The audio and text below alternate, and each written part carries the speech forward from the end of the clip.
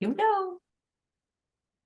All right, welcome back to Mastering Menopause. Today, I am pleased to bring on a friend from a mentorship that we did together a couple years ago. And this is Morgan Malin. And I just saw her on, is that how you say your last name? Malin, but you're Malin, close. sorry. I get that often, so it's fine. Okay, sorry about that. You had on your story, you were showing how you were doing lymphatic massage, and I said, "What is this?" And I reached out to you about that, and then oddly enough, somebody asked a question in a Facebook group asking what's the difference between a regular massage and a lymphatic massage, and I'm like, well, I'm so glad that this happened because I don't know. So I'm going to let you introduce yourself and then tell us about that. Sure, yeah. So a little bit about me. I am a recently separated veteran. I am also a licensed massage therapist. I'm a medical massage therapist, and I'm also currently going back to school. So with in regards to massage and body work, I've been licensed for 8 years and I've been practicing on and off throughout those 8 years. I had a little bit of a break while I was serving, but I still practice here and there on some service members and just to kind of keep up with my study and education through that point. So yeah, that's kind of my jam. My background with massage and body work primarily is in the medical and rehab sphere. So I worked with primarily with individuals who had been in catastrophic auto accidents. So a lot of quadriplegics, paraplegics, amputees, severe cases of whiplash. So my specialty and specialization is more pain management and rehab. And then I kind of over the years have evolved into more more metaphysical stuff, more of the spiritual healing in it. And I really do believe that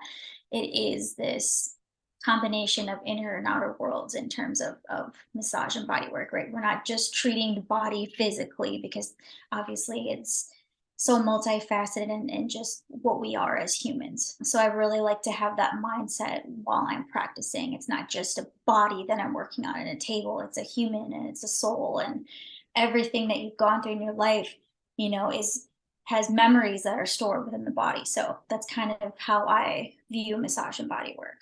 It's not That, just singular dimension. Mhm. Yeah. I wish you lived closer. I wish I lived closer to you. Yeah.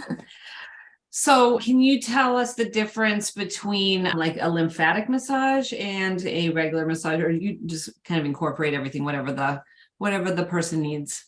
Yeah. So there, oh my gosh, in terms of massage and body work, I mean, it is infinite, right? There's so many different practices and modalities and what, a client may need. And it's never really just one size fits all Mhm. approach. So one day you may get on my table and we do more of a traditional therapeutic massage. Some days I feel, hey, I feel that you're very inflamed and swollen. I think we should do a lymphatic massage. And oftentimes that leads into what's the lymphatic system? Like, what's lymphatic drainage? So, if you want, I can kind of wrap a little bit about what the lymphatic system is because oftentimes Yeah, people don't know what that is. And to be fair, I didn't know before I I, started really I diving have no idea. into that sphere. So I am not a doctor, I'm not a PT, I'm not a chiropractor. I'm just a licensed massage therapist that has devoted a lot of time and energy. So I'm going to break it down in the most simplest way because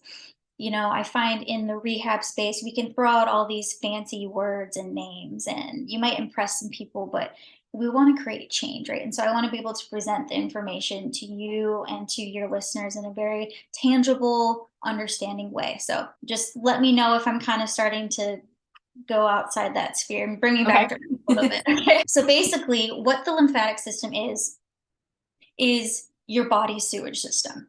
Okay, that's the most simplest way that I can describe the lymphatic system. It is your body's cellular waste system.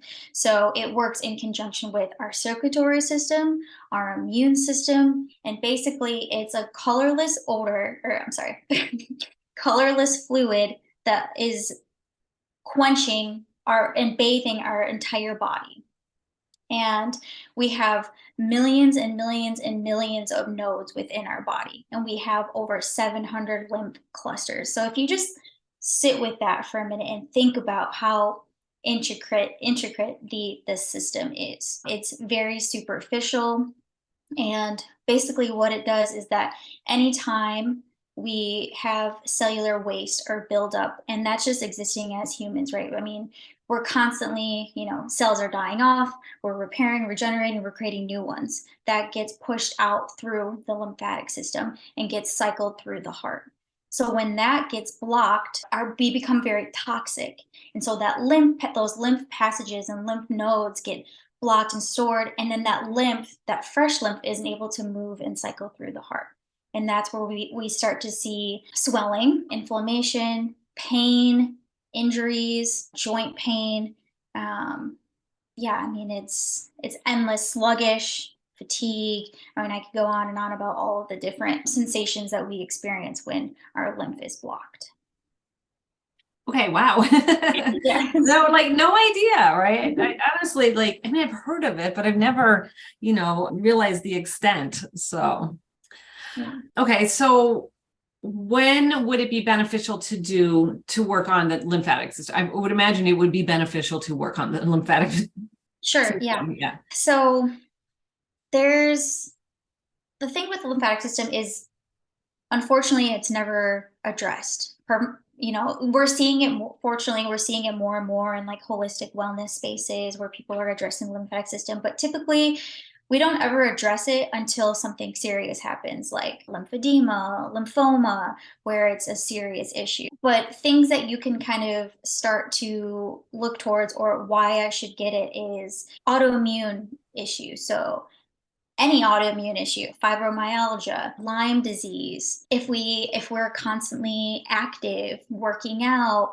we're really into fitness. If we had any sort of injury within the body, if we have any joint pain, those are kind of the signs and indications in terms of, okay, I should probably get my lymphatic system addressed or pay attention to it more. And aside from those, just as humans, especially in today's world, we're just so bogged down, and our Mhm. nervous systems are in just overdrive, and your body is working so hard just to keep you at some level of neutrality, right? And oftentimes we're working from a deficit. So even when an individual has high levels of stress, it's an indication, a sign that physiologically that your body is working overtime, and you're probably having a lot of cellular toxicity built up in the body. So those are kind of just some signs and symptoms in terms of, okay, how am I feeling in my body, and why would I go get a lymphatic massage, lymphatic drainage? Yeah, and who isn't stressed, right? Honestly. Yeah. Everybody. I mean, and it's not, stress doesn't have to be this, this daunting thing, but I think we can be more intelligent in the ways that we work with our stress, and honestly just being proactive and taking care of. So many of my clients that I see in my table are just operating at these high levels, and when I, pose the question, what do you do for yourself? How do you give back to yourself?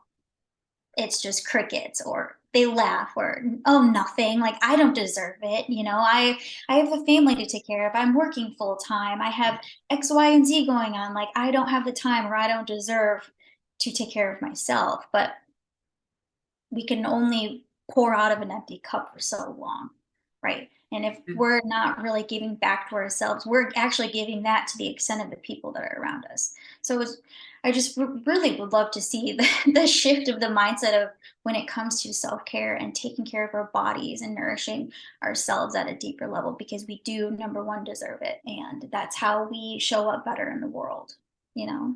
Yeah. Yeah. It's a struggle for sure. I see that with my clients, and just that stress piece, and just not recognizing it, and just taking on, like, it's almost like a badge of honor how busy we are, right? I Right. can't, I'm so busy, And it's almost so like an identity that we attach it to, like, yeah. "This is who I am," and it's like, no, it's not.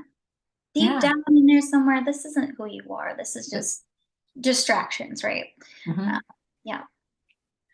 So how can you do this on yourself? Because I saw you doing that on yourself. So could you demonstrate that? Sure. Yeah. Do you want me to kind of talk it through, or do you want me to do you want me to, are they gonna be able to see the video?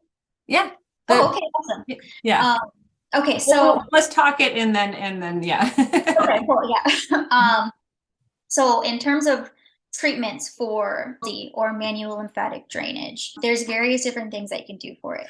Number one, movement. Okay, moving your body, not an intense CrossFit, I'm doing an intense workout way, but very light and gentle movement helps move and stimulate and keep that lymph flowing. So number one, movement. Number two, deep diaphragmatic breathing. A lot of time, I am not a breathing specialist. I'm not a breath worker, but a lot of times when you look at people taking breaths, it's very shallow and very up in the upper chest. So when I say somebody, like I tell somebody, take a deep breath in, it's, instead of coming deep down from our lower diaphragm. So deep and slow diaphragmatic breathing can kind of help stimulate that lymph. And then the third option is also manual. So we can do dry brushing, or you can go and visit and see a local practitioner in your area that specializes in an MLD treatment. So those are three things that you can do. So you can definitely do it on yourself, or you can have it facilitated on you. But I definitely recommend that you do the other things in conjunction with, going to see a therapist to do lymphatic drainage on you, right? Because more that you can become accountable and take care of yourself, just the more involved you are going to be in your healing in your body. So definitely recommend the movement and the breathing and, the dry brushing as much as possible. Now with the dry brushing, do you want to go away or work up towards? I forget how that goes. You want to go up. So the way that the lymphatic system works is it moves up on the right side of the body and then it goes down on the left. But in terms of dry brushing, we want to just think of wherever you're at in the body you're working on, you want to draw it towards the heart. So I'm going to demonstrate a little bit. So anything from the feet all the way up to the heart, we want to go upwards. Okay. And then anything from the head down to the heart, we want to go down. Some major areas to focus on, and I can kind of talk about that a little bit before I do a full demo. But so back of the knees, the inguinal area, which is kind of right in your groin. So this is your inguinal area. That's where a lot of nodes reside, within our abdomen, above the navel, on the sides, and then in your axillary nodes, so right in your armpits, and then all in the cervical spine area. A third of our lymph nodes reside here, which is pretty crazy to think. So a lot of times when we have lymph blockage, it's coming from the cervical region, and then kind of behind the ears and on the head, around the face. So those are kind of the major touch points that you want to make sure that you're addressing when you're doing lymphatic drainage or dry brushing. Yeah. How would you do that on yourself? Yeah. So dry brush, they're usually, hand size, palm size. Sometimes I find with the dry brush, especially on the cervical region, it can be a little tricky. So I just buy a cheap toothbrush from the store, and I'll use that in the smaller areas to brush. So I'll show you a little demo, kind of what I do. You can do this every day. I would recommend that you do it before taking a shower. It should take you maybe 5 minutes. Do it while you're naked, and it's just kind of a great practice to kind of keep in touch with, part of just like your self-care routine. Mm-hmm. So basically what I do is I do it a little bit differently, where I don't start at my feet. A lot of people start at their feet when they're dry brushing, but I actually start right here in the inguinal canal, because they're larger clusters, and my thinking with it is if I can clear out this passage first, then everything's going to move through a lot better. So what I do is you'll take the dry brush and you'll do just really slow sweeping motions up like this. Now, if you're think about when you're sweeping a floor and you're brushing that debris into a dustpan, kind of this motion. Yeah. That's kind of the idea with dry brushing, is we're kind of just going, it's very light and fast. The lymphatic system is very superficial, so you don't ever want to do any sort of deep work with it. But basically, the idea is you just want to brush up on this side, brush up on this side, do 10 to 20 seconds, Okay. And a way that you can test it is you can kind of press in there. And if it's tender and you're sometimes kind of feeling around in there, Mhm. sometimes it feels as though there's these little, it feels like marbles. So that's your lymph nodes. And usually they're kind of swollen, like mine is on my right side. So then if you, after you assess and you're like, oh yeah, that's still tender, keep brushing, the lymph moves within seconds. So you should start to feel that pain or discomfort dissipate as you keep working the area. From Okay. there, then I address the feet and I go down. So basically I can put my foot up onto something and then I just move upwards all over. Back of the knee is really, really important. Same motion, everything going up. I even go like around my glute, around my hip, and in my adductors. This is another area where Inner thigh for those of you that can't see. yes, yes, all right. Inner thighs. We never really think about that, but sometimes when this lymph is blocked in our inner thighs, it can actually contribute to low back pain. So I like to really brush up in there. So that's kind of your feet up. Yeah. Now with the abdomen, I kind of just go in circular motions. You can do an assessment. So 2 inches above the navel, I'll press in. If that's kind of tender or painful, then okay, I need to work this area out. So then I kind of just go, and there is really no right or wrong, but you just want to be able to kind of do circular, light and fast motions, again, 10 to 30 seconds. Okay. Now, when it comes to the axillary nodes, kind of the same thing right here. That's Behind on the inner, elbow. the inside the elbow. Yep, Or what inside is that called?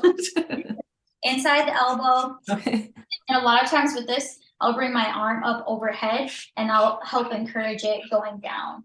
Towards the And then armpit. yeah, and then once you start getting into the axillary nodes or into the armpit, you can kind of do an assessment here. Now this, I really like to talk about with my clients if there's ever any sort of shoulder injuries, surgeries, breast cancer, any sort of issues that one has ever had in this area, I really like to check these nodes. So if they're really tender while you're assessing, that's a good indicator that you have lymph blockage.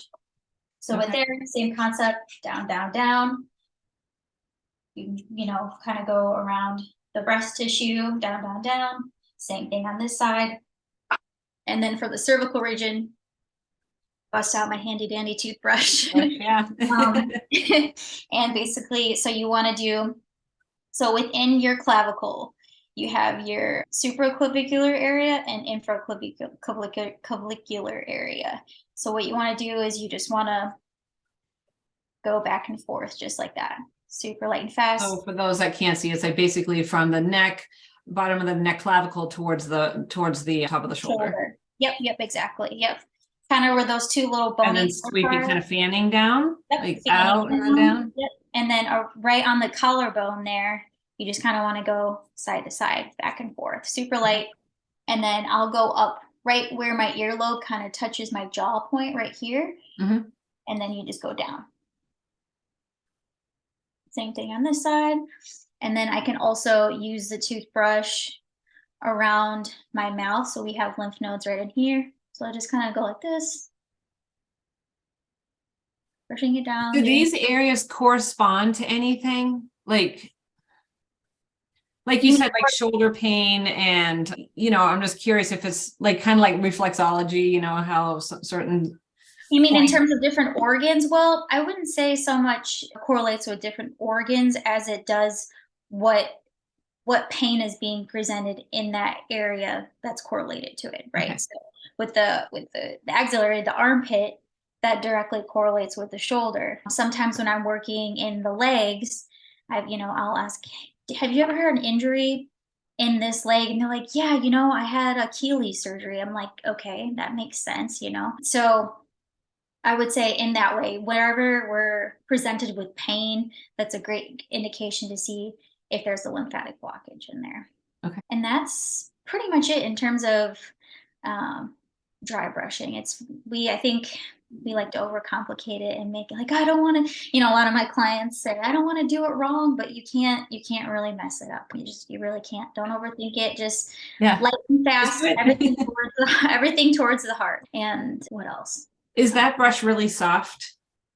The dry brush? Yeah. So we make all different kinds. Mine's just kind of, it's average. It's kind of coarse, but you know, if you're doing it light, then it shouldn't harm you. Sometimes you'll see, you know, some red marking. That's totally fine. Don't go too crazy because we don't want to break capillaries. But sometimes if you see color change, that's okay. Yeah.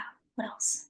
Very cool. No, Yeah. that is easy, right? So what, 5 minutes Yeah. before the 5 minutes shower? before the shower, deep diaphragmatic breathing. And then in terms of movement, so with movement, we think, okay, well, if I'm working out every day, then my lymph should be moving, right? Well, not necessarily. Mhm. Because when we are doing intense training, what is our body doing? It's repairing and regenerating cells. So if we already have existing lymph blockage and then we're putting ourselves through the ringer, we're just baiting ourselves in an excess toxicity, and then our body isn't going to repair and restore in the way that it should. Sometimes an interesting fact about this is when we have an excess of lymph in our body, it actually pushes out into our adipose tissue, which is, in other words, into our fat. Mhm. And this, why it does this is because it moves away from the vital organs and to protect itself. So when this happens and it pushes into the adipose tissue, it can be even more difficult for people or individuals to lose weight. And they can say, oh, you know, I'm working so hard in the gym, I'm eating right, and I'm lifting, and I'm just not losing any weight. I'm doing these really intense workouts and I'm not losing weight. I would be willing to bet, and I'm not a betting woman, that it is part of your lymphatic system. Mhm. Yeah. So this is, you know, another area to look into, or sign or symptom if you're like, I'm doing all these things, nothing's happening. Your lymphatic system. Yeah. Well, with movement, with this, like I said, we don't want to do anything intense. I can show you just some general basic movements that we can do. So first one is jumping jacks. Don't overcomplicate it. Don't make it a competition. Just some good old jumping jacks. Do 25 to 30 reps. Another one is called lunge pumps. So what you'll want to do is you want to get into a lunge position. Actually, I don't know if you'll be able to see. Let me see. I'm going to try to do it. There we go. So get into a lunge position. So the back leg, you're just going to kind of flex and extend like this. So that back leg is just flexing and extending back and forth. You're going to do about 25 reps on each side. So again, nothing intense, but we're kind of just encouraging the body. It's just kind of this gentle, passive gliding motion. Another movement that you can do is marching in place. So just knees up, moving your arms, marching in place, do 50 reps of those. Again, nothing intense. We're just trying to stimulate that lymph to move. And lastly, you can do what we call arm claps. So sometimes you can just move your arms from side to side. You can have your hands touch your hips. You can bring your arms in front of you and back of you, just doing some arm claps. You can work your way up. You can go just front to back, but this is a great way to kind of move that lymph. So those are just some basic movements, and just to kind of give people a general idea of when I say movement, those types of exercises. Yeah. You know, they think, oh, well, I ran, so I moved my lymph. Like, well, what you did is just cause the cellular waste to kind of build up more. Yeah. Would you do this like every day, or like, like maybe 5 times a week or 3 times a week, or what would you recommend? Well, I would say every day. Okay. I know sometimes that can be a difficult commitment, especially when it's something new that you're introducing into your daily routine. So I say, you know, at the minimum 3 to 4 days a week. And, you know, one indicator is how often should I be doing this is when you're kind of feeling around on those lymph nodes and you're doing that assessment and you're still finding pain when pain is being presented when you're assessing, then you need to keep working that area. If you kind of get to a point where you're like, yeah, no, I don't feel any pain where it normally does, then okay, we know that the body and the lymphatic system is properly functioning and moving as it should. So I would recommend every day. You know, these are relatively simple practices that one can do. But if it's kind of too much at first, then, you know, do 3 days, then 4 days, then 5 days, and just kind of titrate up. So Yeah. yeah, I will say with more of a manual um, when you go see a therapist, that's when I don't necessarily recommend that you go very often in terms of, consecutive days. I would say at least once a week, because those are a little bit more intense. Your body is flushing out that cellular waste. Sometimes, you can kind of feel a little bit worse before you feel better. So because you're moving all that stagnant fluid through. Mhm. So just kind of be mindful. Your practitioner should, talk to you about the process, what to expect after. But I wouldn't go crazy in terms of MLD, unless sometimes my clients who are recently post-op. So I see a lot of, breast augmentations, tummy tucks, lipo, things like that, where, they have a script from their physician that says, hey, okay, this is, you know, indicated for however many days or however many weeks to help move that very temporary inflammation. So that's a very different approach Yeah. than overall health and wellness. So what would you, if you had this kind of that draining massage done, what would the symptoms be that you would want to look for? Like what are those instructions that they give you after? Yeah, sure. So lots of water after an MLD treatment. I mean, lots of water. So we should Okay. already be drinking at least half our body weight in ounces. I say really bump that up. Make sure that you're remineralizing your water or adding electrolytes that don't have sugar in them, just to, hydrate you may experience, depending on, it's so different for everybody, but depending on how much lymph we were moving through, some people may experience kind of feelings of feeling sluggish or tired or just fatigue or kind of even a little bit sick, like they're getting a cold that first day, 24 hours after, and then they report that 48 hours after, I felt so much better, everything's moving through, like I felt so light and energized. So sometimes that initial bog feeling happens, but then those symptoms reside after that. Yeah, that But totally makes sense, actually. but typically, a lot of times right after a session, people are like, "Oh my gosh." I had one client say, "I feel awakened." And I'm like, "That's a really great way of putting it, because I never really thought about it that way." But it is, you just feel alive and awakened once you get a treatment. So I love that. yeah. Yeah, I'm gonna look for that. I'm Yeah. sure there's somebody that does that on Cape Cod, so I'm sure it's Yeah. not even too far Oh, from me. yeah. Yeah, what people can do is they can, just go into Google and search, manual lymphatic drainage specialist near me, or, anything of that nature. Even if you call around to some clinics, sometimes some chiropractic clinics or PT clinics have specialists in there, or cosmetic surgery facilities Right, are because they want that for their patients, will yeah. also, yeah, they'll at least be able to give you some recommendations or referrals. So you can pretty much find us anywhere in your communities as long as you're willing to look. Yeah. Is there anybody that shouldn't get that? Is this contraindicated for any kind of population? I think with any sort, I mean, this is for just body work and massage in general.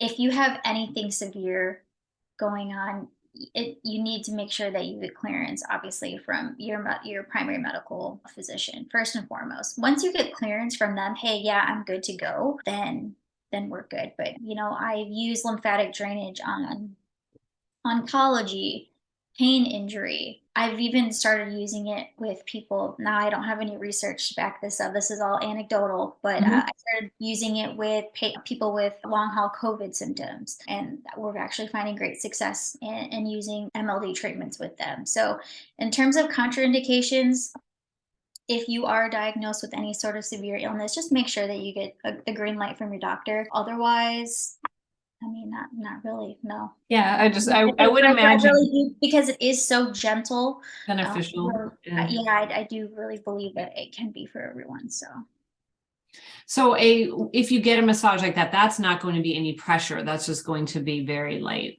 it's very, very light. And the idea is we're moving fluid, not tissue. So when we go into a traditional massage, we're thinking elbows and we're going to Yeah. get the deep tissue experience. And this is complete opposite of that. So if you Okay. have gotten massages before and you think this is what it's going to be, it's nothing like that. So just throw that idea out the window. It's very light, very fast. You almost you're sitting in there too and you're like, is this doing anything? But that's how it should be. It should be very light. So if you have a practitioner that's going really deep with lymphatic drainage, then maybe try and find another one. Yeah. So yeah. Yeah, I know. I had a masseuse who said, like, for Baker cysts, like, to be really, really careful behind the knees. Not that I've had anybody go like be in there, but she said, just be careful of that because that is a site. And now I'm realizing what she was talking about. Yeah. Yep. Yep. Exactly. Yeah. Is there anything else that you want to add? I think I covered a general, idea around it, and what it is and what it does, things that you can do, how it operates. And if you're particularly just curious about it, then I just encourage everyone to do a little research and homework for yourself. Google illustration of the lymphatic system just so you can get an idea of Mhm. what's happening in our bodies and what does it look like. It's pretty fascinating. It's I'm pretty doing that right now. human body is pretty incredible. So Yeah, I'm looking it up right now. So yeah. excellent. Well, thank you so much for coming on. And is it okay if I link your Instagram in case anybody has any questions? Yes. Yep. Is that So okay? yep. It's Morgan Malin and then underscore after Malin. So Morgan Malin underscore. Okay, I will definitely link that. Thank you so much for coming on. This was great. I loved this information, and I'm gonna get a dry brush. Yes. Yeah. Do For it. Do it. sure. Yeah. And let me know how you feel after. Uh, Okay. yeah. I think the toughest part for people is keeping up with the practice of it. Like, oh, I know I should be doing it, but you Yeah. know, don't. If you get a dry brush and then you don't touch it for a couple weeks, it's fine. Don't beat yourself up. Just get back on it. Let's So. get back on. Yeah. Perfect. Well, thank you so much for having me. Thank you. And I will talk to you soon. All right, sounds good.